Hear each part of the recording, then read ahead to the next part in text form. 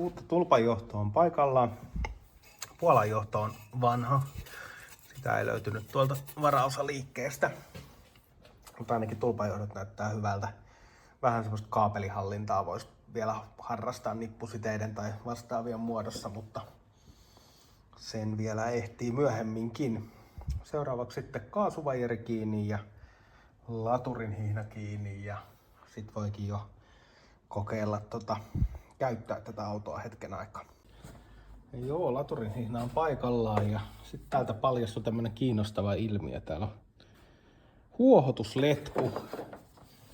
Menee tuolta kaasuttimen alareunasta tonne ilmanputseriin ja tää on ihan väliä. Eli tässä on imuvuoto tossa. Tää letku on oikeita halkasia. Niin. Sitten on ilmanputsarin koppakin paikallaan ja kaasuvajeri asennettu, niin ei siinä kuin ilman suodatinta paikalleen. Manfilter valmistettu Bosnia-Herzegovinassa. Ja valmistusmaa suosittelen myös matkakohteeksi. Sarajevo on tosi kaunis kaupunki. Kiehtovaa historiaa, ehkä vähän dramaattistakin sellaista. Tää on tekstit suoraan. Tiedetään, että uwaga! Nie dotykać i nie odlaczać przewodów zablownić, gdy silnik pracuje. Tai jotain sinne päin. Eli älä koske sytytyskaapeleihin moottorin ollessa käynnissä. Asennan vielä ton imuilman esilämmitys torven paikalleen ja sitten kokeillaankin tätä vehjettä jo käyntiin. Sitten Poloneesia käyntiin. Nyt viimeistään tietää, että menikö jakohihna kunnolla paikalleen. Nyt saattaa olla laturikin kiinni. Ilmanottotorvi on paikallaan. Eiköhän sitä sitten voisi kokeilla käyntiin. Nyt viimeistään selviää, onko toi jakohihna oikealla hampaalla, jos kone kilahtaa nyt tästä yrityksestä. Toivottavasti ei. Ja toivottavasti akussa on virta. Kytkin pohjaan. Onko täällä vaihde päällä? Ei. Ryppy päällä. Rypyn merkkivalo ei toimi.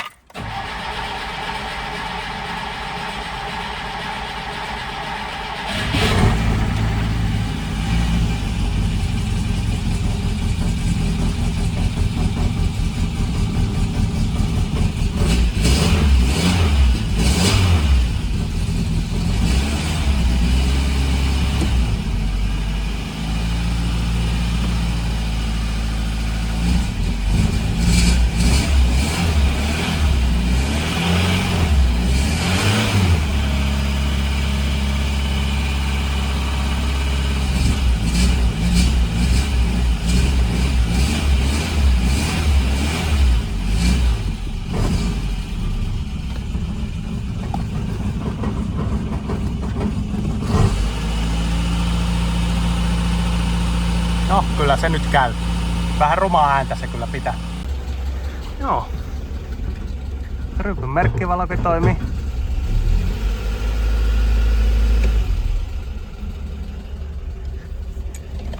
Käsijarrun merkkivalo toimii. Öljynpainettakin siellä on, vaikka moottori kyllä piti aika rumaa ääntä.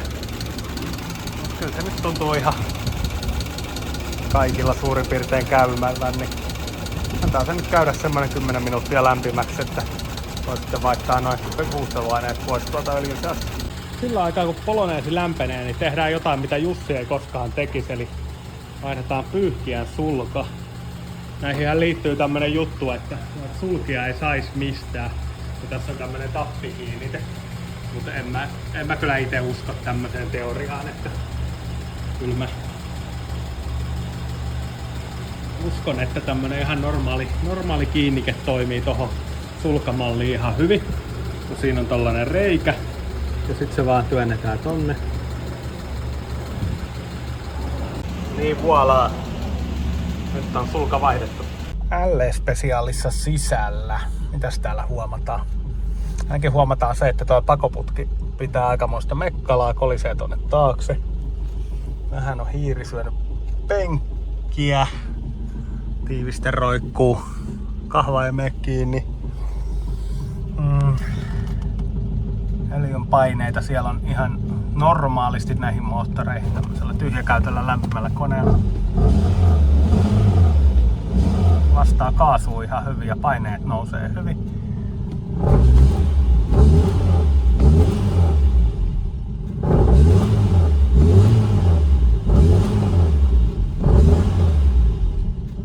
Joo, eiköhän tää on jäähdytysnesteiden ja öljyjen vaihto valmis tää moottori tässä.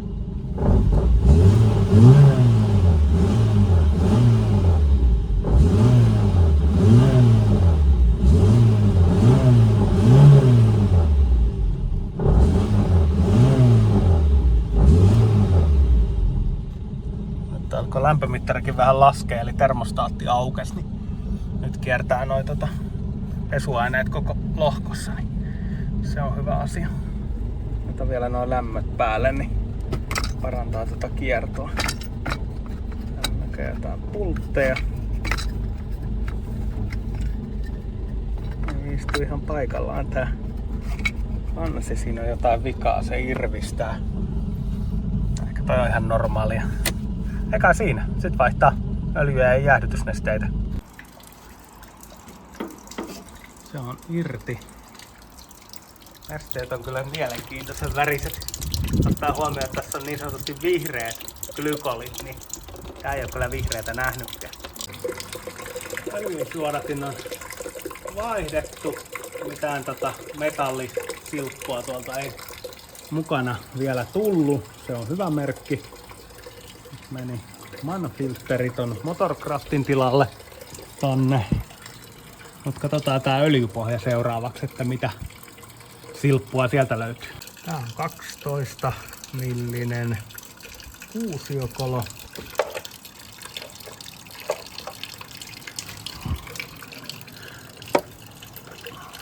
Tähän ei ollut ollenkaan kiinni. Melkein auki. Ja hyväkuntoinen proppu. Ei oo paljon öljyä vaihdeltu, kun säilynyt noin hyvässä kunnossa. Tää on kyllä kaunista, kun öljysuodatikin ihan ruosteessa. Palataan videointiin hetken kuluttua. Mitä tuollakaan mitä metallisilppua ollut, että ihan hyvä merkki. Vähän sille epäilyttävää ääntä se kyllä piti tossa kaasua painaessa, mutta ehkä se oli joku polttoainepuolen juttu ja kone itsessään on ihan terve. Toivotaan niin. Toivotaan se nyt valua tossa, niin isketään kohta uutta nestettä sisään. Samalla kun nuo moottorin nesteet tippuu, niin vaihteistööljyt vois vaihtaa. Avasin ton tulpan, niin sieltä ei tullut mitään, eli öljystä on vajausta. Ja samalla ton kytkimen vapaa-liikkeen voisi säätää, toi poliin on vähän liian ylhäällä, niin se säädetään näissä ihan tosta vaijerista, se on aika yksinkertainen homma. Moottoriöljy oli ihan ok. Tää vaihteistööljy on jo vähän mielenkiintoisemman näköistä. Tässä on tämmönen magneetti tässä tulpassa, niin katsotaan paljon tässä on metallia. Aika paljon. Ihan sormi uppoaa tänne, että täällä on metallisilppua ihan huomattavia määriä. Tosin pakko sanoa, että kaikissa FSOissa kyllä tuppaa olemaan, mutta jotenkin vähän hurjan näköistä. Keskittymiskyky on tosi hyvä. Aloin tätä pakoputkea tässä entraamaan, niin putkihan on tosi hienossa kunnossa. Mutta tässä on sellainen ongelma, että tässä keskellä pitäisi olla kiinnitys. Että tää pönttö pysyy tuolla ylhäällä silleen, että se ei ota tuohon kardaaniin, joka on tosi lähellä. Eikä sit myöskään takapönttö ota bensatankkiin, eikä tuohon jousenkorvakkeeseen. Tää koko putki oli pikkusen liian edessä, niin säädin sitä vähän taaksepäin. Ja nyt mä menen tuolta ylhäältä romulaatikoista etsimään, josko löytyisi tommoset alkuperäiset kannakkeet tolle etumaiselle pöntölle. Katsotaan löytyykö. Aarrekaapista löytyi heti kaikki mitä tarvitaan, eli tuossa on noin keskipöntön kiinnikkeet ja sitten tässä on semmonen ongelma tässä autossa, että vilkku ei toimi vasemmalle, niin mä oletan, että se on tää miksikä tätä nyt sanoo, viiksisysteemi. Niin tässä mulla on tämmönen varaosa viiksisysteemi, niin mä kokeilen sillä, josko vilkku herää senkin. No niin, nyt on putken asento vähän järkevämpi. Ei ota jouseen kiinni, ei ota bensatankkiin kiinni, ei ota jarrupaineen säätimeen kiinni, kuten joku aiempi putki. Tuo on remmi kiinni. Tuolla on remmikiitto siinä aika löysällä. Tää ei ihan täydellinen tää putki on istuvuudeltaan. Ja sitten täällä on klemmari kiinni, niin eikä siinä öljyproppua kiinni ja uudet rasvat koneeseen. Sinne se uppoo. Mä tähän autoon laitoin tällaista Synthetic Technology Motor Oilia, eli varmaan osasynteettistä 5V40. API SN on toi bensamoottoriluokitus. Polonetsia vaatii, oliko se nyt SE:tä, niin SN täyttää vaatimukset ja lisäksi toi 40 viskositeetti kuumassa päässä nyt on tämmöisen kesäautoon ihan passeli. Että useinhan sellaiset eräät ihmiset, kuten Jussi, käyttää jotain 10V30 mineraalikuraa, mutta siinähän nyt ei ole mitään järkeä, koska se 30 viittaa kuitenkin siihen, että se on kuumassa aika lirua, joten se on kesäkäytössä sitten huonoa. Ja sitten toisekseen niin huonot luokitukset pitkillä öljynvaihtoväleillä, kun tässäkin autossa öljynvaihtoväli on ollut joku 13 vuotta, niin ei missään nimessä kannata käyttää mitään huonoja öljyjä siinä, että nämä kuitenkin tämmöiset vähän modernimmat, niin nämä nyt on long life yhteensopivia, niin sitten se hapettumissuoja on parempi, niin sitten ne kestää vähän paremmin, vaikka öljynvaihtoväli olisi päässyt vähän venähtämäänkin. Mutta en nyt saarnaa enempää tästä aiheesta, kun tiedän, että tämä kyllä herättää aika paljon intohimoja, tämä öljytematiikka. Nyt on jäähdytysnesteet ja öljyt moottorissa. Vähän pohjaakin pesin. Päivä alkaa olla kyllä tässä, mutta pyöräytetään nyt vielä moottoria. Uudet öljyt on kaikissa voitelukohteissa.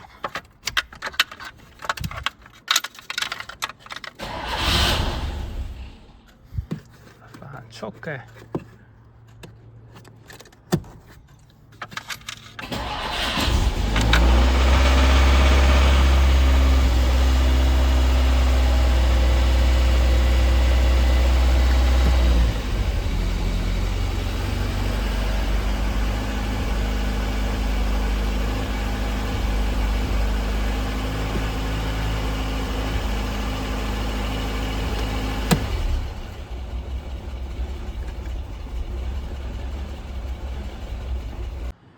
Joo, lopetetaan video tällä erää. Katsoin tuossa vielä ton Sytkän ajoituksen, niin ennakko oli joku 30 astetta ennen yläkuolokohtaa, eli se oli aivan päin mäntyä. Tuo jakaja on käännetty nyt niin aikaiselle kuin mahdollista, eli käytän tuossa lähitulevaisuudessa jakajan irti. Lisäksi muuta tekemätöntä hommaahan tässä vielä on, eli sitä kytkintä mä nyt en saanut säädettyä. Sitten käsijarru vaikutti siltä, että käsijarrumekanismi itse takajarruissa oli ihan ok säädöissä. Siellä ei ole mitään hälyttävää, eli kokeile alkuun yksinkertaisesti ihan vaihtaa jarrunesteet ja säätää vaijerista käsijarrua, että jos siihen saisi jotain eloa. Toki harvemmin vaijerista säätäminen auttaa, mutta tässä systeemissä, niin kun on 2 liikkuvaa osaa käytännössä, niin jompaa kumpaa kun säätää, niin saattaa saada tuloksia aikaan. Mutta ei kai tässä muuta. Vähän huolestuttaa ehkä toi metallinen ääni, mikä tossa on ennen kuin moottori kerää kunnolla öljynpaineita eri tilanteissa, mutta ehkä siitä ei tarvi huolestua. Mitään metallilastuja tuolla öljyn seassa ei kuitenkaan ollut. Ja ainakin tuo pakoputki on nyt parempi.